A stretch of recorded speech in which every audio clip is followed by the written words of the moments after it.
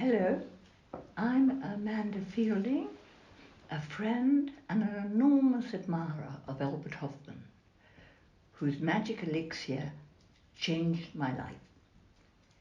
I've been asked to read a foreword I wrote for a volume I edited at Albert's request of My Problem Child in a new translation by Jonathan Ott. Albert Hofmann was the greatest alchemist of our time. He was a scientist who, through his most famous discovery, crossed the bridge from the world of science into the spiritual realm, transforming social and political culture in his wake. He was both a rationalist and a mystic, a chemist and a visionary, and in this transcendence of traditional dualities we find his true essence. He often spoke of how his mysterious elixir found him, and in that statement we find a clue to his all-encompassing worldview. The discovery of LSD in April 1943 was made by chance, but in Hofmann's mind also by synchronicity. In boyhood, he had experienced inexplicable spontaneous transfigurations of nature while walking in the woods, which spurred him to investigate the nature of matter through chemistry. Whilst researching ergot and its potential impact on blood circulation, he accidentally discovered a chemical key that unlocked a pathway to a profoundly altered state of consciousness, offering the potential for great insights into the workings of the mind and the unity of the cosmos.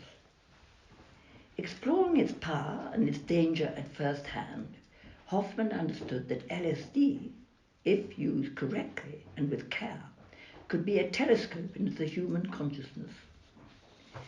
In later research, he realized that the molecule had virtually the same chemical structure as those in plants used as sacraments for thousands of years by many highly evolved cultures around the world. He was also the first chemist to isolate the psychoactive compound psilocybin found in magic mushrooms, and also the psychoactive ergoline derivatives found in morning glory seeds. Following its discovery, LSD was acclaimed as a wonder drug in psychiatry, accelerating the access to psychological trauma and speeding up and deepening the healing process.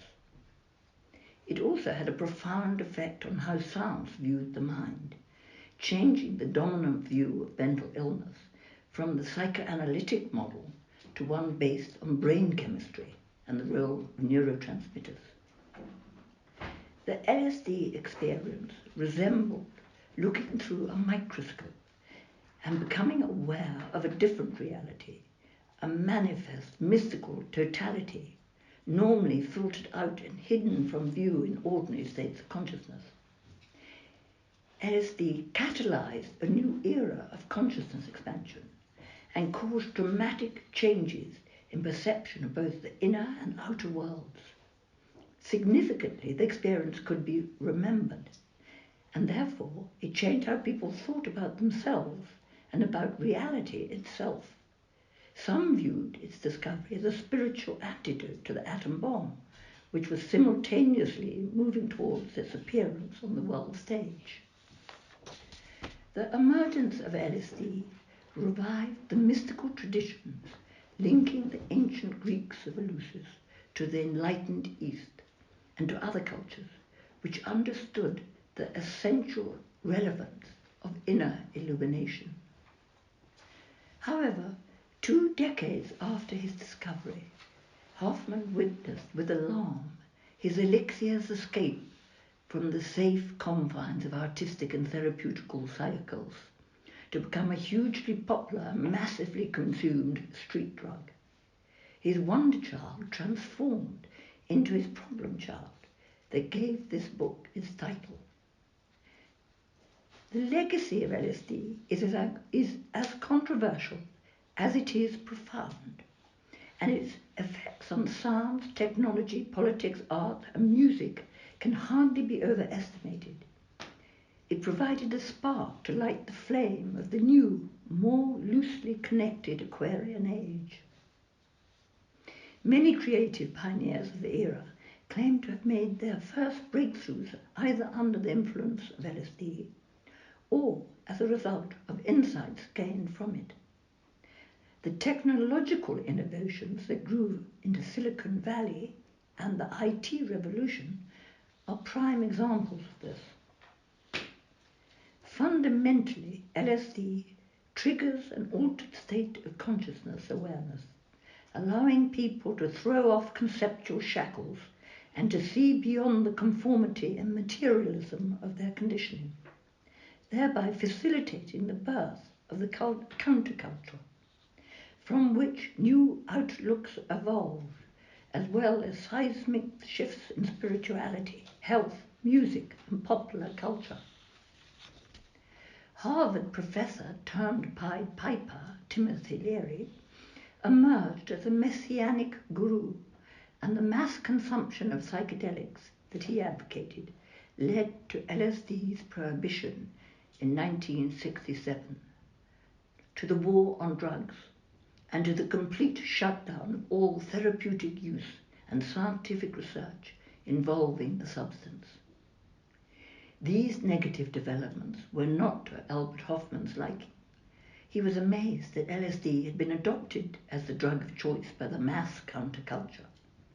But once the genie was out of the bottle, the world could never be the same again. LSD had provided a glimpse behind the veil, allowing initiates to perceive the posturing of the ego and the absurdity and pomp of many hierarchical structures. Most importantly, the prohibition and continuing taboo status of LSD prevented the value and true potential of this elixir being fully explored and harnessed. Nearly half a century after its prohibition, research into the psychedelics is cautiously resuming, despite official reluctance, and LSD may, in time, be accorded its rightful preeminence as a therapeutic, cognitive, and spiritual catalyst.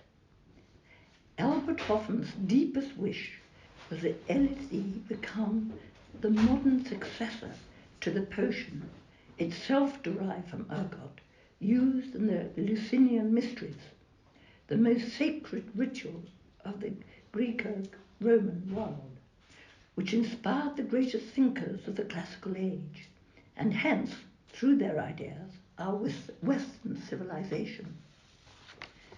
Perhaps a measure of transcendental awareness may help counterbalance the excesses of our myopic, materialistic, technologically driven worldview, and avert the ideological, ecological, and spiritual nemesis which looms ahead.